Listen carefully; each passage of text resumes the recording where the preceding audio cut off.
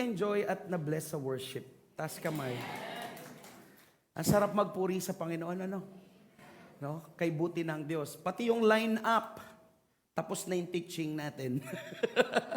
No, lahat ng maririnig nyo sa akin ngayon, narinig nyo na sa worship. I believe the Lord met you in your worship. But before we proceed, can we pray? Ayaw nyo bang dalhin yung mga bata muna pala sa kids ministry para makafocus kayo? Ayan, let's pray, let's bow our head. Ayan, hallelujah God, hallelujah. Dakilang Ama, napakabuti mo sa aming mga buhay. Salamat po dahil hindi ka nagkukulang sa amin. Lagi mong pinaparanas sa amin, Panginoon, na mahal mo kami. And you are always on time. Salamat, Ama, sa walang sawa mong pangunawa sa amin. Kahit paulit-ulit kaming nadadapa, makulit. But Lord, still, you allow us to feel that we are loved. And your love is everlasting. Lord, ngayong araw na ito, kung ano man po yung pinagdadaanan namin o kung ano man po yung mga kasalanan na gawa namin, patawarin niyo po kami. Dalangin ko po, Ama, buksan mo po ang aming kaisipan, ang aming spiritu, at marinig namin ang iyong magandang balita, Panginoon, na magre-rema sa aming lahat so that we can apply it, O Lord God, Father, into our daily lives. Because God, gusto mo kaming magkaroon ng fruitful life. Lord, pagpalain mo rin po ako ngayon, itago sa iyong malabay na pakpak, at ikaw po, Panginoon, ang mangusap sa aking mga kapatid. Basbasan mo po ako in Jesus' name, and everybody will say, Amen. Napakabilis ng panahon, kalahati na ng taon at Pasko na. Palakpakan. Diba? Ang sarap maging napakabilis ng panahon. And for almost 6 months, we are preparing for the district camp. Pero tapos na din ang district camp. Sinong sumama? Sinong na-bless? Ayan. Kaya ine-encourage ko po ang karamihan, mga hindi nakasama, ngayon pa lang mag-ipon na tayo. No? Gawa kayo ng alkansya natin, lagyan ninyo for District Camp 2025. No? Lagay kayo piso, 5 piso, 10 piso, 20, 50, 100, 500, 1,000. Para kapag meron tayong mga church activities, hindi iikot ang puwet natin. No? Tapos nginangarag natin si Lord, Lord, bigay mo na, bigay mo na. Sabi ng Lord, kung gusto talaga natin, paghahandaan natin. No? It is an investment for the Lord. Amen? No, and nakaka-bless dahil karamihan sa mga nakausap ko sa district camp, ang sabi nila, Pastor, bitin. Bitin na bitin. But day 1 pa lang, naramdaman na namin yung bunga, no, at yung sarap ng district camp. Saan ka nakakita, no, wantusawa yung pagkain. No? Tapos aircon pa. No? Sinong mga nakapag-swimming? Sinong hindi? No? But the best part is the Word of God. And the worship, at yung makilala natin yung mga kapatid natin sa ibang house churches. But having said that, sa June natin, this is the last Sunday, no? Pero recap tayo. Ano yung week 1 na pinag-aralan natin? Faithful faith. So, yung bang pananampalataya natin, nagiging faithful tayo? Faithful pa ba tayo? Tanungin nyo yung kakatabi nyo, faithful ka pa ba? Yeah. Second week, we talk about fervor, favor. Tanungin nyo ulit sila, nakaranas ka na ba ng fervor, favor? Yeah. No, third week, fearless father. Na-date nyo ba yung mga tatay nyo? Ha? Fearless na ba sila o you have fear on them? No? So, and then, district camp natin last week. Today, ano kaya yung pag-aaralan natin? Starts with F. Fix and focus.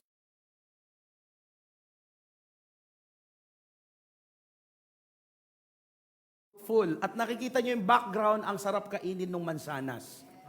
Huwag lang sana magkasala pag mansanas, di ba? No? So, today, I want to bring about to you yung scripture natin from the book of Hebrews, chapter 12, verse 1 to 3.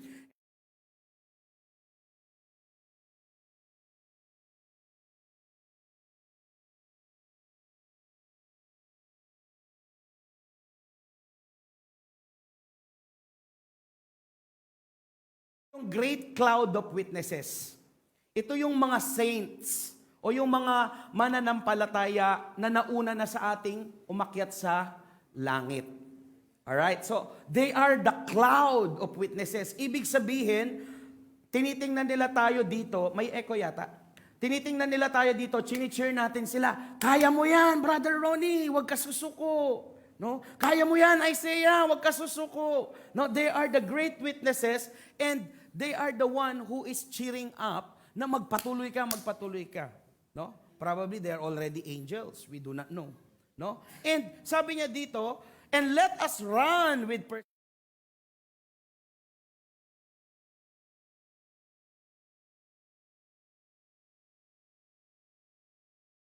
o ibang version, ang sabi niya, the author and the perfecter of our faith.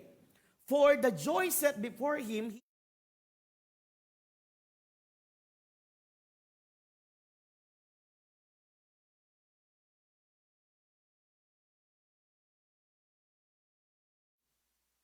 this is the word of God. So you will not grow weary and lose heart. Kung kayo po ang tatanungin ko, do you want to always worry every day? Pero, there are times ba sa buhay natin, or siguro, no, once in a while, dumaan sa buhay natin, nagtanong tayo sa sarili natin, nagtataka kayo, bakit yung kapitbahay ko o yung ibang tao, ang dami nilang accomplishments sa buhay? Bakit sunod-sunod ang blessing nila? Eh, hindi nga nag-church. Mura nga ng mura. Di ba? Natanong nyo na yun sa sarili nyo? Or maybe to the students, bakit kaya si classmate number 1, she's so successful? Kahit na nag-aaral kami, meron siyang business online, tapos wala naman siyang effort, lagi siyang may nabebenta. Ako halos, i-post ko na, itag ko na lahat ng mga kakilala ko, pati sa church, di nga ako sinusuport. Have you ever wondered, bakit yung iba, ang daming accomplishment? Bakit ako, nung lumapit ako sa Diyos, lalong dumami problema ko? Sino nakaka-relate? Taas kamay. Mga 5 lang yung nag-amen. Yung iba siguro maganda na ang buhay. Praise the Lord. No, ganda yon, no? So, ilan sa atin dito naman, kung tatanungin kayo, tatanungin ng Lord, sino dito ang gustong magkaroon ng mabiyaya at mabunga at masaganang buhay? Amen! Amen, pero ayaw nyo magtaas ng kamay. Amen. Gusto nyo bunga lang, kabig lang, wala kayong gagawin.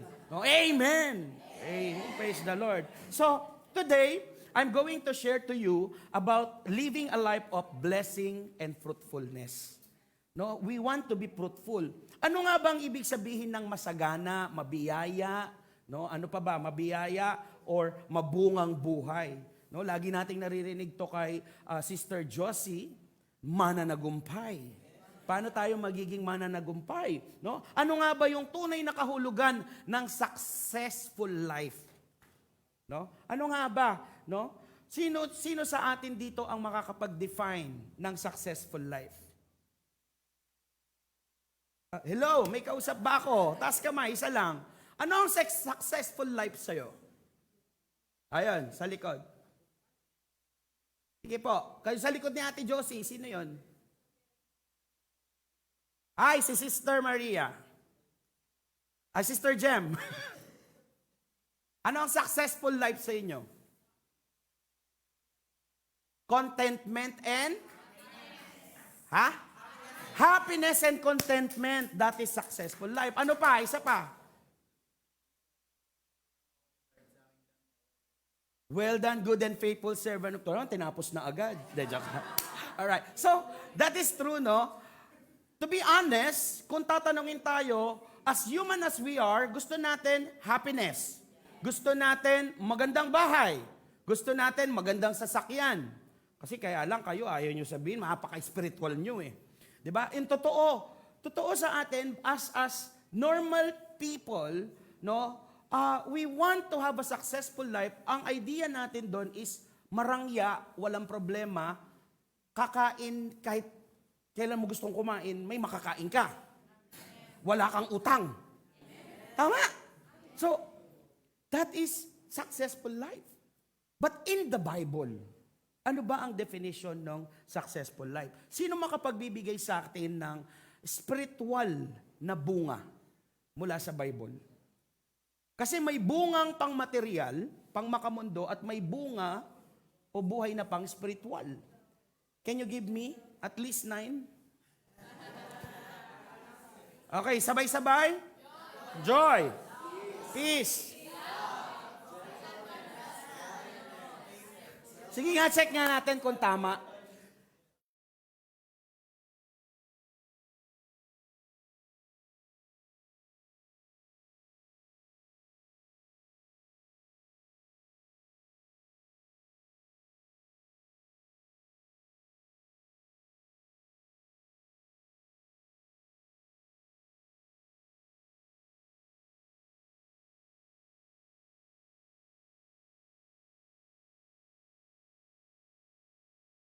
Ito ang mabungang buhay. Kaya sabi ko sa inyo kanina, tapos na ang preaching. Kasi sabi ni Princess, binigyan ako ni Lord ng kapayapaan. In the midst of problem, in the midst of circumstances, sa normal na tao, kung mayroon akong problema sa asawa ko, hindi ko na pupuntahan ng district camp. Uunahin ko ang asawa ko at pamilya ko. Tama, mali? But we are not saying na wag mong pansinin ang pag-ibig sa asawa mo. But the point here is, saan natin makukuha ang kapayapaan?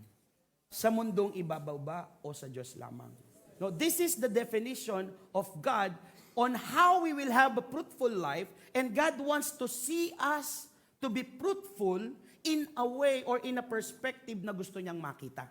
And that is these characters na meron tayo. No? For us to be able to have fruits, para magkaroon tayo ng ganitong bunga, we must start growing. Kailangan magsimula tayong lumago. Can you tell your neighbor, start growing? Yeah. Normal ba ang paglago? Hello? Normal ba ang growth? Living things ba tayo? Tingnan nyo, baka hindi living thing yung katabi ninyo.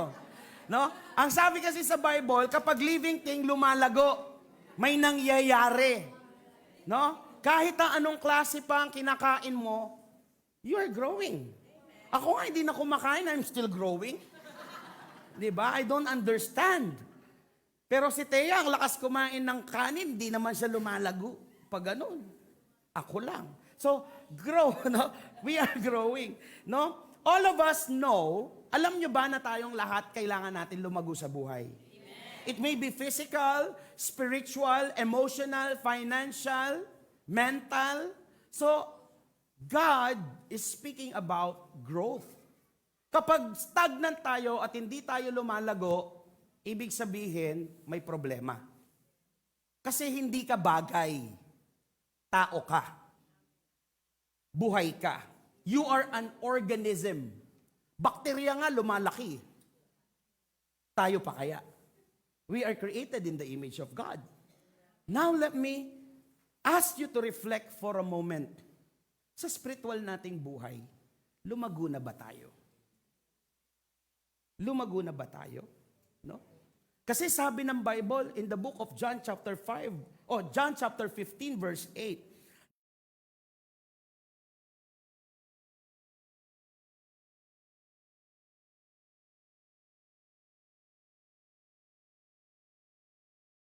sabi sa Bible, God wants us to bear much fruit.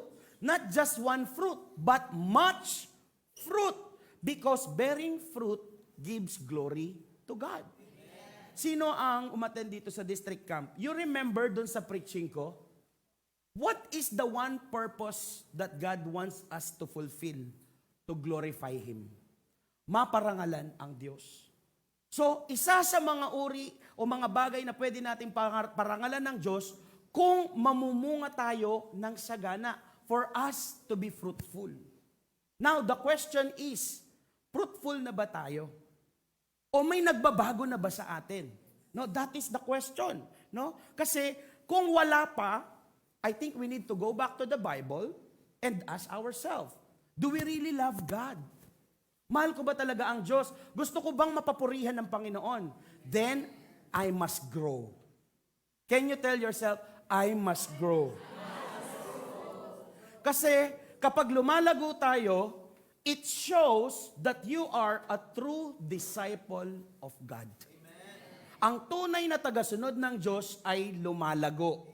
Hindi tumatanda lang. Hello? Lumalago, hindi tumatanda lang. Tumatanda na nga, paurong pa. Napanood niyo yung Benjamin Button na movie? No? Ang paglago niya, pabalik siya, pabalikwad. No? From matanda, pabata. Pati isip bata, pati physical. No? I recommend that movie. It's very good movie. No, kasi it will somehow realize, no, we will realize pag pinanood natin na dapat pala bilang normal na tao, tayo ay lumalago na sagana at may bunga. Hindi tumatanda lang ng paurong. Check nyo nga yung katabi nyo. Saan ka ba dun sa dalawa? Tanong nyo, saan kayo sa dalawa? No? Ano sagot? No, sa mga nanonood online, no, you can connect with us. Type nyo po dyan yung sagot ninyo. Pwedeng maging honest, lagay nyo anonymous. Pero siyempre makikita namin yung inyong profile picture. Kahit anonymous, kayo yon, no? So, John 15:16, it says, "You have not chosen me."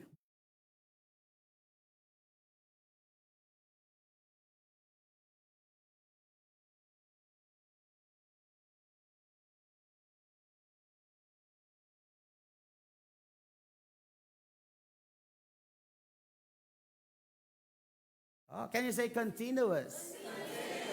With an attitude, continuous. Huh? Ibig sabihin, tuloy-tuloy, walang tigil, mamumunga ng mamumunga ng mamumunga. Hindi ka sapat sa isa, dalawa, tatlo, but you keep on going. And that your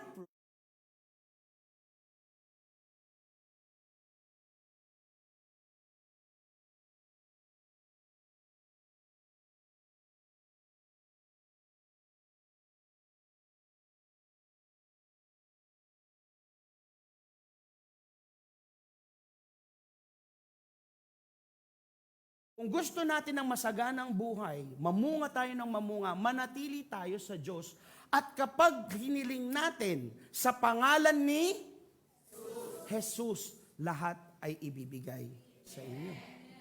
No? Maaaring ang ilan sa atin, Pastor, nagpipray ako in Jesus' name. Wala naman nangyayari. Question, are you abiding? Nananatili ka ba? Baka naman sinasabi mo lang sa salita, nagdadasal ka, pero hindi ka nananatili sa presensya ng Diyos. Kasi napakaliwanag dito that you will bear fruit, lasting fruit, if you will remain and abide. No? Hindi lang you keep on asking. Mind you, God is not magician. God is not Aladdin. Sino yung Aladdin, yung may kinakas? Aladdin ba yun? Sino yung lumalamas dun sa... Oh, Genie. Hindi si Aladdin. Aladdin yung movie. Okay. At least nakikinig kayo, di ba? So, hindi Genie in the bottle, o Genie in the takore si God. Na sa tuwing may gusto ka, kakaskasin mo, lalabas siya, God penging pera. God penging wisdom. God penging anointing. No. It is different. That is fictional. But the truth is you must abide. Jesus say that He is the one that called us and chose us that so that we will bear fruit that will last. No? Yung lasting, ibig sabihin, it takes long process. May proseso. Sorry medyo na ano lang ako. May amoy usok ba? So, akala ko may sinesend na message si God sa akin na may mabahong aroma. Okay, so normal lang. Ushers, if you can get spray, no? Medyo nakakasulasok. Sulasok! Sulasok. Okay. So, anyway, go back to the word. Medyo na-distract ako ng konti, ang lakas ng amoy. So sabi niya, kapag nakita na natin si God sa heaven, tanong ngayon, next question. Kapag ma-meet na natin si God sa heaven, anong gusto mong bati na i-welcome niya sa'yo? Tinapos kasi kanina nitong batang to eh. No? Sabihin na natin, sabi kasi kanina ni JV, sabi niya, for me, I want to hear, Well done, faithful servant of God. Dito ka sa kanan, in the kingdom of God, ito ang iyong kaharian. Di ba? Oh, sarap. Paano kung halimbawa, ligtas ka dun sa mga nagsasabing, oy, by the grace of God, I have faith, naniniwala ako kay Kristo, biyaya ang kaligtasan, naniniwala ako sa Kanya, at sa paniniwala niya, wala naman siyang ginagawa. Save pa rin naman siya. Welcome, dito ka lang. Yung bed niya, isang pako lang, no, gumagalaw-galaw pa. Ligtas naman. Pero, ang tutulugan, imaginein natin, no, papag, di pa kasya. Kumpara dun sa kaharian, kingdom, gold. Nagigets niyo sinasabi ko? No? So, ako, masasabi ko lang, gusto kong pagtanggap sa akin ng Diyos. Welcome. Well done. Faithful servant of God. Angels, clap your hands. Dumarating ang aking anak. Ayan. No? Ito yung kinalimutan ng pagkatao niya, mapasaya lang ako at ang mga tao. Palakpakan natin yan, palakpakan natin. Sarap siguro, no? Tapos sasabihin ni God, red carpet, red carpet. No? Oh, yung palaspas, yung palaspas. Palaspas! Sakay sa donkey, donkey! Pasensya na po sa mga nakakatanda kung di nyo po alam, nag-research po ako. Ang uso ngayon sa mga kabataan, inuulit yung salita. O kita nyo, buhay na buhay sila, di sila natutulog. Alright, balik tayo. No? Masasabi natin that we are faithful at i-welcome tayo ni God kung fruitful tayo. Yung pag-akyat natin sa langit, hindi lang basta-basta nagdasal tayo ng, Dear God, I am a sinner, save me by the grace of God, I will be faithful in Jesus' name. Hindi yun natatapos doon. Entry level lang yun. Ang gustong makita ng Diyos, para sabihin niyang, welcome, faithful servant of God, are the fruits. Yung bunga. No? Fruit of the Holy Spirit, kanina sinabi, Galatians 5:22. Tanungin ko po kayo, meron ba kayong fruit of the Holy Spirit? Amen. Reflect nga, reflect yung totoo. Meron ba kayong self-control? Eh bakit yung cake kinain mo pa ng 12:00 ng madaling araw? Meron ba kayong kapayapaan? Di nga. Eh bakit kinulang ka lang budget dun sa bills mo dahil due date na, umikot na yung puwet mo? Meron ka bang kagalakan? Napagalitan ka lang ng konti ni pastor, nagtampo ka na, umalis ka pa sa church. May galak pa ba? No? O kanina, sinabi natin, sabi ni Ate Tess, 6:45 a.m., dapat nandito na tayo mag-commit. Dumating ang mga magsaserve, 7:02. Oh, nakasimangot na si Ate Tess. May joy pa ba, Ate Tess? May joy siya. She's just excellent. Kasi pati pastor bumaba saktong 7:00. Di pa naliligo. Tikwas pa ang buhok. No? Kaya nga hindi ako galit kanina kasi ako din late. Hindi naman late. Sakto. Pero ang tunay na leader kasi 15 minutes earlier. Always. Okay? So, may joy pa ba? So, do we have the fruit of the Holy Spirit? Meron ba tayong pag-ibig? May pag-ibig ba tayo sa isa't isa? Pakita nyo nga sa katabi nyo kung paano may pag-ibig. No? Ako ayoko ng ganyang pag-ibig, nangingiti lang kayo. Ang gusto kong pag-ibig, lahat tayo matutong maglinis ng kapaligiran. Ang gusto kong pag-ibig na ipakita nyo sa akin bilang pastor dito is hindi kayo malelate. Ang gusto kong pag-ibig natin sa Diyos, lahat tayo nagpupuri sa Diyos, nagtataas ng kamay, na hindi kailangan sabihin. Ang tunay na pag-ibig, tumutulong sa kapwa. Hindi lang sa salita, kundi sa gawa. Ngayon nga, di nakikinig yung iba eh. Pag-ibig ba yan? Joke. Joke. Diba? So, these are the fruits of the Holy Spirit. Aside from the fruits of the Holy Spirit, etong matindi. Do you have the fruits of repentance? Sa pagsisisi mo, meron bang bunga yung pagsisisi mo? Pastor, may bunga ba ang pagsisisi? Oo. pagbabago ng ugali. Yung kapag tunay kang nalugod sa Diyos at tinanggap mo siya, alam mong masama ang sigarilyo sa'yo, titigilan mo ang sigarilyo. Diba? Titigilan mo ang sigarilyo. Tama ba? Tama ba? Tama. Mahal mo ba ang Diyos? Nagsisi ka ba? Nagsisi ka ba? Kausap ko kayong lahat. Kung nagsisi kayo, tigilan nyo ang sigarilyo. Tama ba? Kayong lahat ay sasagot ng mahal nyo ba at nagsisi ba talaga kayo? Di ba dapat hindi na kayo tamad? Di ba dapat hindi kayo emosyonal? Hindi ba dapat hindi laging binibitbit ang problema sa church? Di ba dapat kung may Diyos ka, hindi ka na warrior? Hindi yung konting makita mo si Pastor, pray for me. Bakit na naman? Yung problema mo, day one na ba? Kalahating taon na, problema mo pa rin. Di ba? Oh, sa mga oras na ganyan, kausap ko kayong lahat. Hindi dapat yung laging ganyan ang problema ninyo. Fruits of repentance. Diba? Hello? Yes. Nagsisi na po ako, pastor, di na po ako babaero. Hindi na po ako tumitingin sa porn. Malinis na po ako, wala na po akong flirting. Lalaking-lalaki na po ako. Diba? Kausap ko kayong lahat. Kung talagang nagsisi kayo, dapat lalaking-lalaki na ako. Ipinanganak akong lalaki. Lalaki ako, mag-aasawa ako kapag sa tamang edad. Uy, kausap ko kayong lahat, ha? I'm talking to the church. Hallelujah. Does it make sense? Fruit of repentance. Nagsisisi tayo. Kung talagang nagsisisi tayo, di na ako nagsisinungaling. Di na ako kumukupit sa bulsa ng asawa ko. Ayokong tumingin eh. Baka makilala nyo eh. Wala na. Di na ako sinungaling. Oh, white lies lang naman.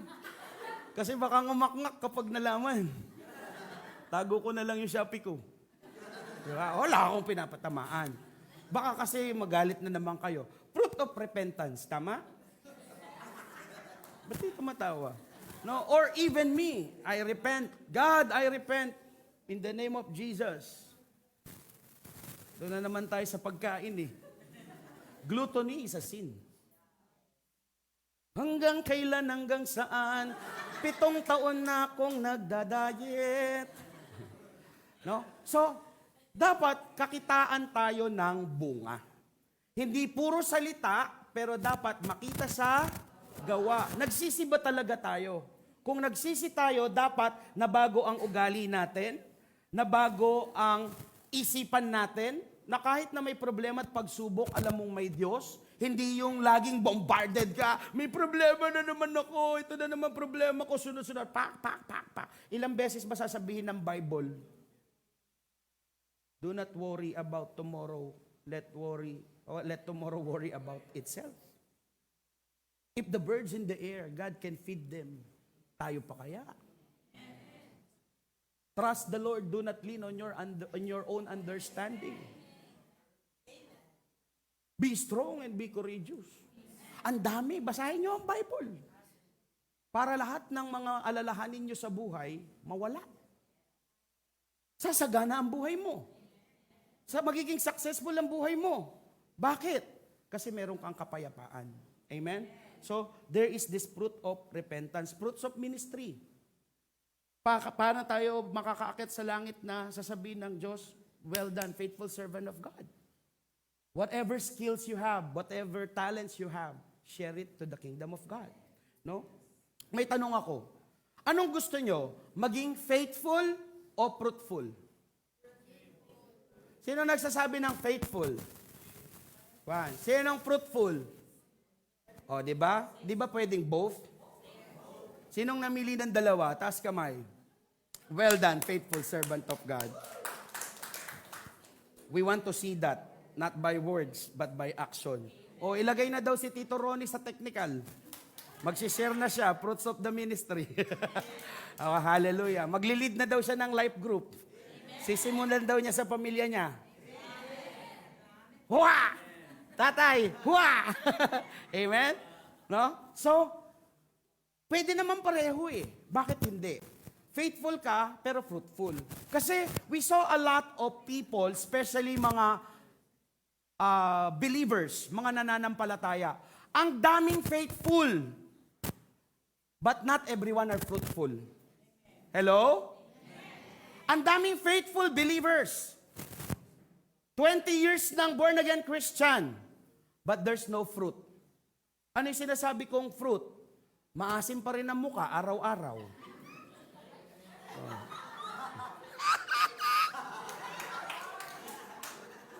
25 years na akong born again Christian.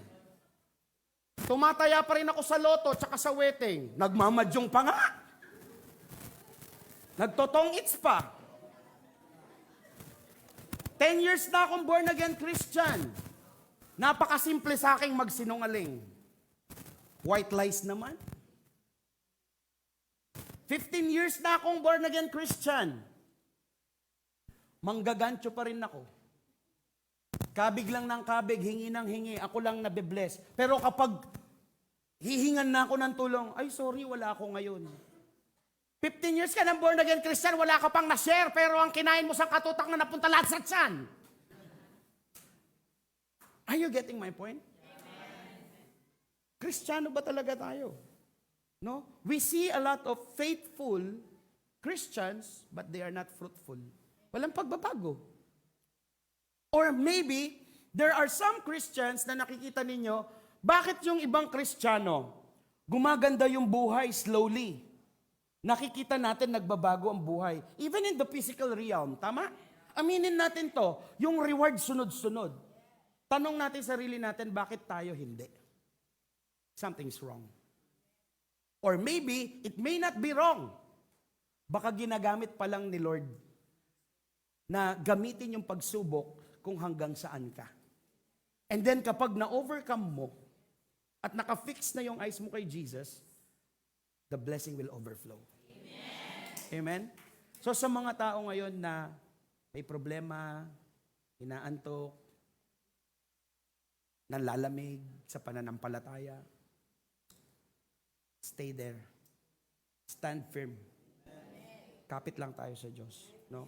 Kasi, para maging fruitful tayo, may 4 na kondisyon. Ngayon pa lang ako magsisimula.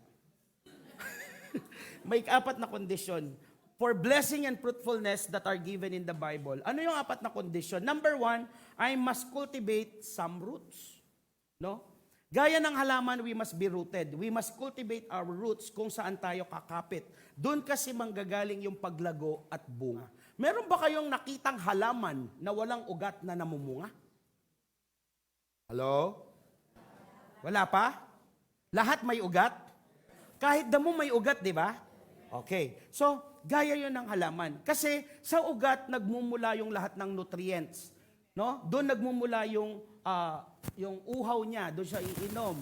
No? Even yung sun, from the leaves down to the roots, doon magmumula. Kakapit siya doon sa lupa. No? Cultivating, what does it mean when you say cultivating? Ang sabi, we must develop and nurture for growth. Lagi nating iniisip yung paglago. Yung cultivating root, it starts, doon nagsisimula yung fruitfulness. Hindi pwedeng magsimula agad sa bunga. Hindi mamumunga ng walang ugat. Hindi rin magkakaroon ng branches ng walang ugat. So, saan magsisimula ang pamumunga? Nagsisimula sa ugat. Ano ang ugat natin? We must be rooted in the Word of God.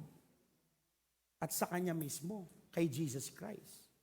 Kay Jesus Christ, nagsisimula ang fruitfulness. Naririnig niyo ba ako dyan sa likod? Okay, okay ba? Okay, sorry. Oh. Ayaw siguro ng demonyo na maging fruitful tayo. Pero walang magagawa ang demonyo. Tuloy-tuloy pa rin tayo. Hallelujah.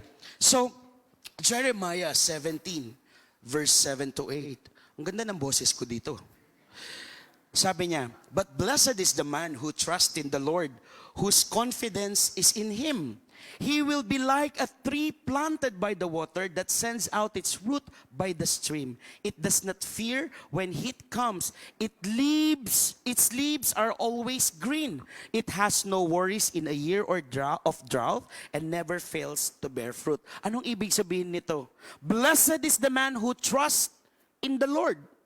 Pag sinabing trust in the Lord, no, nagtitiwala tayo sa salita niya, sa presensya niya mismo, no? God says, without fruits there will be no fruit. Imposible 'yon, no? And you must have a good roots to bear fruit. Kasi kung ang ugat din natin ay masama o kaya natanim sa masamang soil, mamamatay. Sino dito yung mga farmers? Oh, 'di ba? Kahit na nagtanim tayo ng sabay-sabay na naigay, 'di ba? Merong mga namumunga na maganda, may namumungang pangit. Bakit? Maaaring pangit ang kapit ng ugat o kulang sa nutrients or maaaring mali yung pinagtamnan. Baka may halong buhangin, walang fertilizer. Tama ho ba? So nakadepende lahat sa foundation, sa roots kung paano tayo lalago. Tanong, even yung bahay kapag tinayo natin, ano ang dapat bigyan ng atensyon? Pundasyon, structure. Kahit gaano kaganda ang bahay mo, pwede siyang magiba ng hindi matibay ang pundasyon. That's why the Lord said, blessed is the man who trusts in the Lord. No? If you do not have roots, kapag wala tayong matibay na pundasyon, at wala tayong ugat na matibay, pag dumating yung araw na mainit or drought, sabi niya dyan, no, maaari tayong mamatay. Maaring hindi tayo mamunga. No, ang representation kasi ng heat sa scripture na to, it represent the pressures of life. Ano yung mga pressures of life? Studies, pwede. Nagpapanik tayo kapag exam na. Ano kayang uunahin ko? Kasi si Jay, no, nagtatake siya ng MBA. Yung klase niya 1 whole year. Wala siyang pahinga. Tumutugtog din siya. Nagpanik ka ngayon. No? Meron tayong gawain doon sa district camp. Mag-ESL ka. Pero may exam ka. What will you do? Magpapanik ka. Kung wala kang matibay na pundasyon sa Diyos at hindi mo alam ang prioridad mo, maaaring binitawan mo na ang paglilingkod, uunahin mo ang ibang bagay. Hindi ko sinasabing masama ang pag-aaral. But the thing here is, what is your priority? Anong bunga ang inaabangan mo? Bunga bang lasting or fruits that are temporary? Let's admit it. Success in the world is temporary. Yung mga certificate nyo no, with highest honor, maganda yan. Praise the Lord. Pero sunugin mo yan, wala na eh. Sa totoo lang, kapag nagtrabaho ka, ipipresent mo yan, pero pag nagtrabaho ka, di mo gagamitin. Nagsunog ako ng maraming kilay eh. Nung kabataan ko, nung nagtrabaho ko, wala namang nagamit sa inaral ko. I'm not saying na huwag kayo mag-aral ng mabuti. What I am saying, what matters most? Are you getting my point? Sa mga nanay, when the heat comes, may life group ka ngayon, nasabay doon sa problema mo. Ano ba ang problema mo? Nawalan ng tubig kaya hindi mo matapos yung labahin mo. Hindi mo na ako makakapag-life group, LGL, bakit? Kasi naglalaba ako, ito nga, nawalan nga ng tubig. Di ba dapat mas lalo kang pumunta sa life group? Paano ka maglalaba ng walang tubig? Tinanggalan ka nga ng tubig kasi nakikita ng Diyos sa isip mo, di na ako aaten, maglalaba ako. Valid reason. Leko neping Lording danum mo. Pero minsan, gagawa tayo ng paraan para hindi natin attendan yung church o kaya yung life group. Mentoring, wag na. Di ako para dyan. Ang nagme-mentoring yung gustong maging leader, ako wag na. God is calling all of us to be mentored. Lahat tayo may ginagawa, lahat tayo may reason. But the question, gusto ba natin? No? Do we want to be rooted? No? Kasi kung hindi tayo rooted sa Word of God at sa mga gawain sa church natin, you will be shaken. Sino dito ang makaka-relate sa akin na kapag hindi ka naka-attend ng mga 2 weeks or 3 weeks sa life group, sa church, o hindi ka nag-devotion, parang ang pagod-pagod ng buhay mo. Parang ang dami mong problema, patong-patong. Parang hindi nauubos. Parang wala ka ng galak sa buhay, ayaw mo nang mabuhay. Wala kang kapayapaan, di ka makatulog. Pagod na pagod ka na, di ka pa makatulog. Tapos naglalakad ka para kang lutang. Konti na lang gumanito ka. Tam.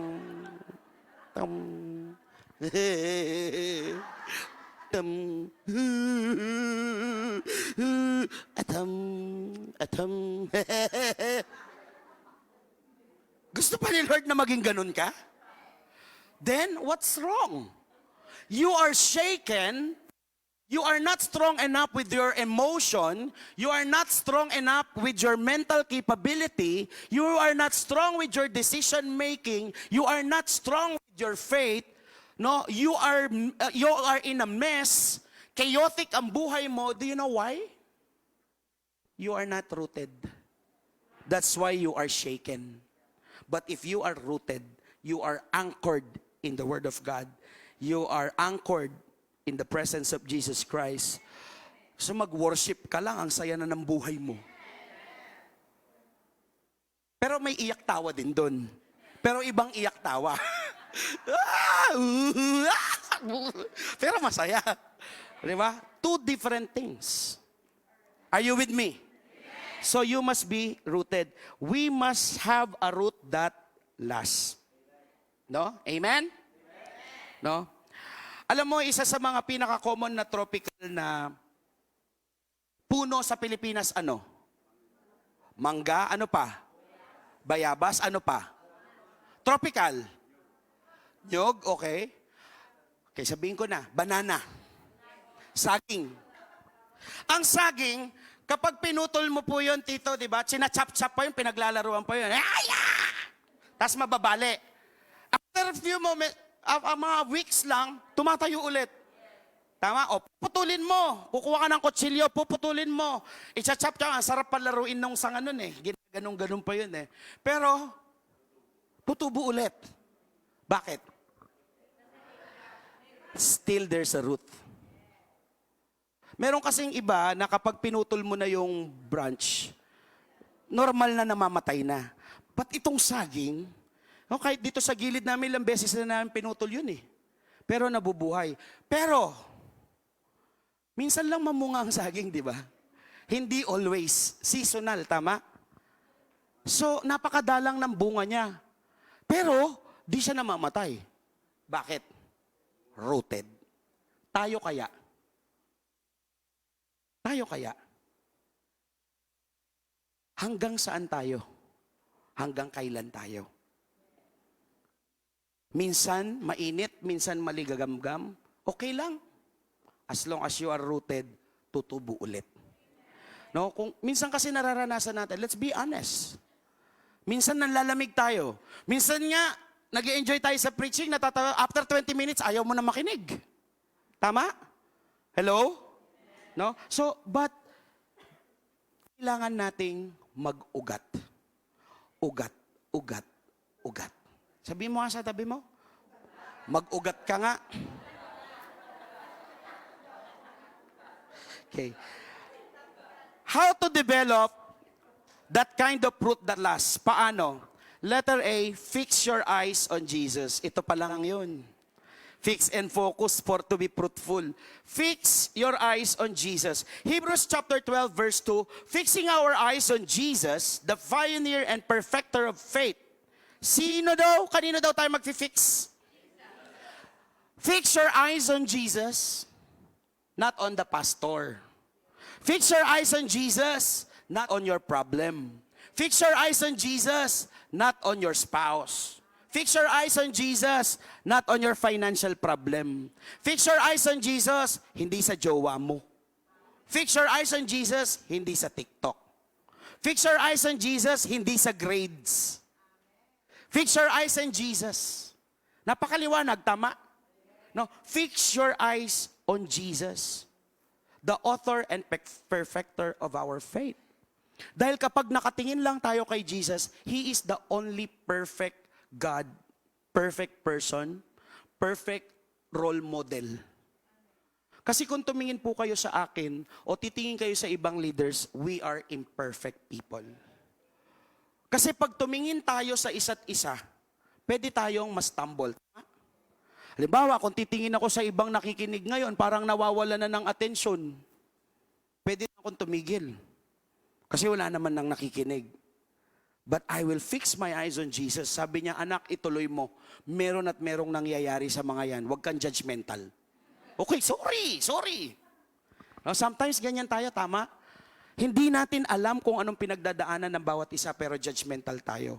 So that's why the Lord said, fix your eyes on Jesus para magtuloy-tuloy. Letter B, how to develop this kind of fruit? Focus. Focus kanino? Sa chismis? Nilabas na kasi. No? Huwag tayong mag-focus sa chismis. Huwag tayong mag-focus sa nangyayari sa mundo. Huwag tayong mag-focus dun sa, uy, masaya yung piyesta ng San Juan. Kahapon nasa district camp ako, amen, amen, I'm serving the living God. Ngayon dun tayo sa Rebulto, uy, masarap yung tubig. Nakisayaw-sayaw sa Coraldal. Anong nangyari? Di, pastor, di ko naman sinasamba yun. Ba't ka nandun? You are a part of it. Sumausaw ka. We must focus on the Word of God. What does the Word of God says? Kanino tayo magdi-delight? Sa piyesta? Sa banda? Sa pagkain? Piyesta, pastor, KJ mo naman. Hindi naman ako na miesta na sinasamba ko yung Rebulto. Nakikain lang naman, Thanksgiving. Pwede. Pero ano sabi ng Bible? Psalm 1, verse 2 to 3. But they delight in the law of the Lord. Saan daw tayo magdi-delight? Ano ba ang salitang delight?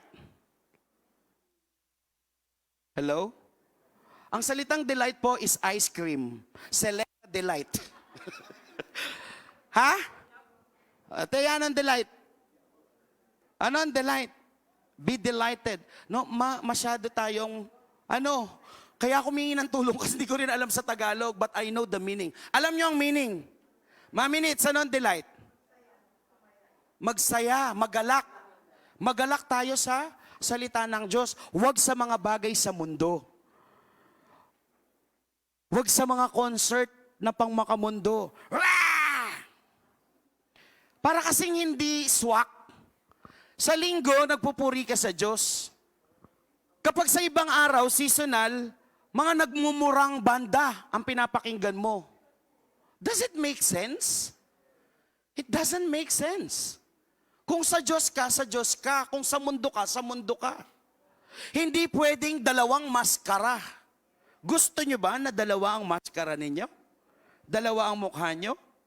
No? Kaya minsan ang mga nagko-comment sa Facebook, ang dami-daming Bible verse, pero iba naman ang ugali. Masakit. Uy, ba't ganun? Yung profile picture niya, Hope Church. Tapos, sabi doon, 2 Chronicles 7:14. Pero yung post niya, naka-two-piece. Gumaganong-ganon, TikTok. Ba't ganun? May Bible verse, pero naka-vape. Are you with me?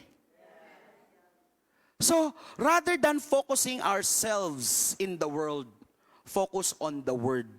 Kasi sabi niya, delight in the law of the Lord, meditating on it day and night. They are like trees planted along the riverbanks, bearing fruit each season. Their leaves never wither, and they prosper in all they do.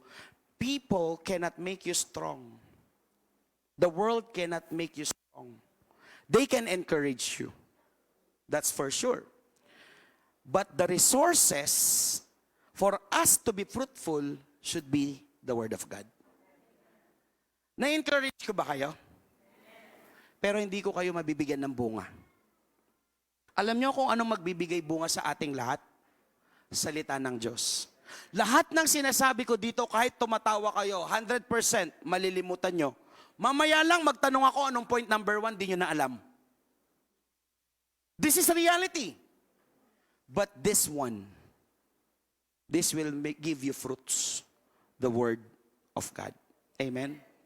So, Colossians chapter 2 verse 6 to 7, sabi niya, as you have therefore received Christ, Jesus the Lord, walk, regulate your lives and conduct yourselves in union with Him and conformity to Him. Have the roots firmly and deeply planted in Him, fixed and founded in Him, being continually built up in Him, becoming increasingly more confirmed and established in the faith, just as you were taught, and abounding and overflowing in it with thanksgiving.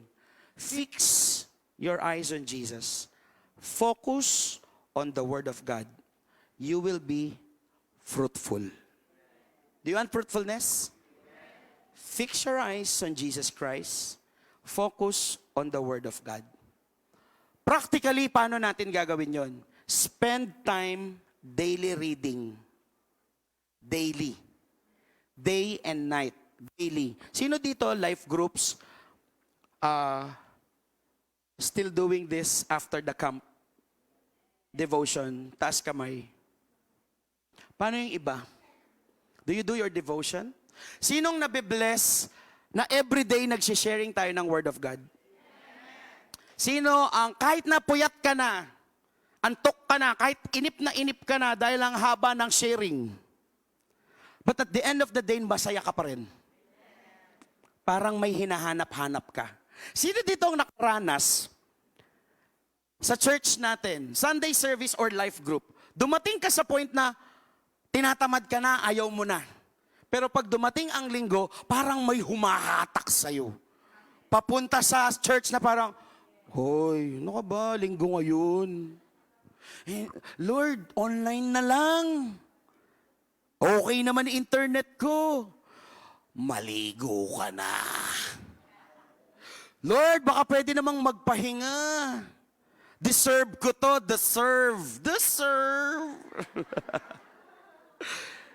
Pero, wala ang magawa ang katawan nyo. Kasi mas malakas ang spirito nyo. Sino nakaka-relate? Taas kamay. Di ba? Pero pagdating nyo dito, buti na lang. Pumunta ako. Praise the Lord. Kasi kung di ako pumunta, di ko may experience. Tama, mali? So, do you want to be fruitful? Then, fix your eyes on Jesus and focus on the Word of God. Example, sa life group, sino mga life group leader? Life group po tayo ngayon. Inimbitahan ko, 20, dumating isa. Sino nakaka-relate na leader? Ang daming rason. No? Josephine Rason, Jolo Rason, Jobel Rason. Di ba? Ang daming reasons. Tama? Tapos tatamlayin ka na. Remember this, fix and focus. Remind yourself with the vision. Kahit walang nangyayari ngayon, baka kasi pinalalago pa ng Diyos yung ugat mo para kumapit ka sa Kanya. Kasi baka kaya wala pang nakikinig at hindi pa dumarating yung life group members mo kasi baka ikaw hindi pa nakaugat. Wala ka pang mabibigay na nutrients. Now, let me ask you leaders, kung nangyayari yan sa inyo, bago natin questionin yung life group members natin, tanungin natin ang sarili natin, tayo ba ready nang magbigay? Tayo ba, rooted ba tayo? O baka naman ngayon ko lang binasa yung teaching, tapos sinabi ko, MLG na lang tayo, kain lang tayo. Pray tayo, o uwi na, picture tayo, send natin kay pastor. Tapos na life group natin, sabihin nyo, nag-life group tayo ah. Hello? Nako, nakikita ng Diyos yan. Or sometimes, we have negative thoughts because we are discouraged. Sino na di-discourage dito? Ba't ganun? Kakagaling sa district camp. Doon pa sunod-sunod ang problema. Ako nga, wala pang tulog simula ng district camp eh. Alam niyo ba yung, I'm so grateful. May bisita ako hanggang kahapon. Walang tulugan! Hallelujah. But, I still have the strength. I'm still joyful. Nakikita niyo ba? Guwapo pa rin naman ako. Di naman ako mukhang puyat. Parang wala naniniwala. You know why? Because I believe every people that God sent to us is our assignment. Can you tell your neighbor? Bawat taong lumapit sa atin, assignment natin kay God.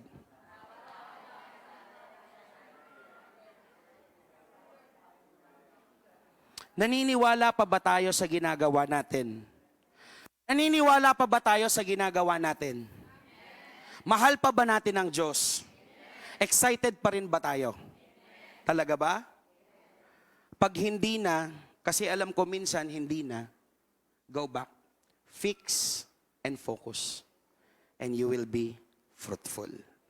Sino naman na magte-testify? The moment na nakinig ka ng worship, the moment na nagdasal ka, the moment na binuklat mo yung Bible, lahat ng discouragement mo nawawala. Lahat ng lungkot mo nawawala. Lahat ng worry mo nawawala. Minsan nga pagtatawanan mo pa bahala sila kung anong isipin nila sa akin. Basta ako, ang sabi ng Diyos, mahal niya ako. Anak ako ng Diyos. I am an overcomer. I need to trust the Lord. And I am blessed. I am fruitful in Jesus' name. Amen. So fix and focus. Next week, I want to invite you sa part 2 ng Fix and Focus.